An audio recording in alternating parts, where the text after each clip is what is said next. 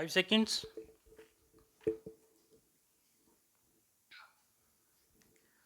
Start.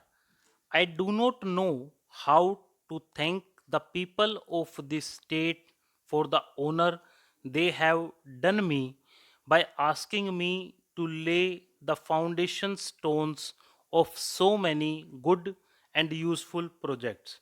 Even since I landed here, I have been laying foundation stones of educational institutions, hospitals, water works, and last but not the least, of a drainage scheme.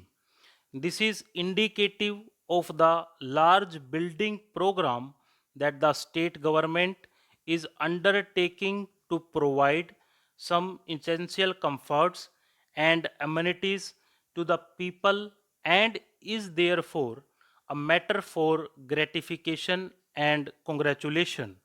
In your address, you have referred to the diverse languages and ways of life of the people and also drawn attention to our underlying unity. In the context of the letter, I want to talk to you today about the problem of our languages. When the Constituent Assembly was sitting in Delhi and considering what should be done with regard to language, it had to take a very careful decision. It was obvious that a foreign language, however well established, could not be expected to reach the people at large. We had also to recognize the fact that there is not one but several languages prevalent in India with a number of dialects and subdialects. We could not say that any one language was better than the others. Each one of us was proud of speaking our own language. It would have been a poor specimen of democracy if we were to suppress the language of any constituent part. We had therefore to give a list of regional languages which could play their appropriate roles in regional affairs. But we had also to find a common language for all India purposes.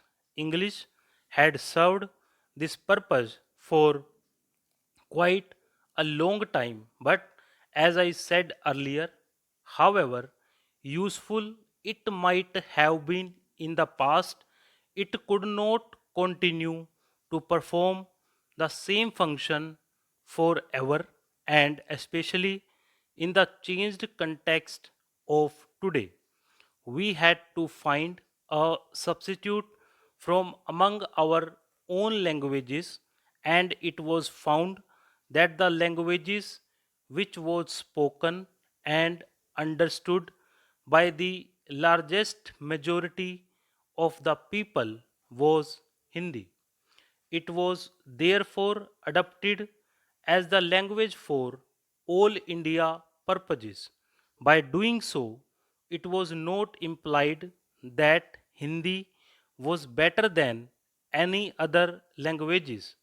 It was chosen because it happened to be spoken by the largest number of the people. Misunderstandings are sometimes created, and people start imagining that Hindi is being forced on them, not only as a Hindi speaking person, but also as President of the Indian Republic.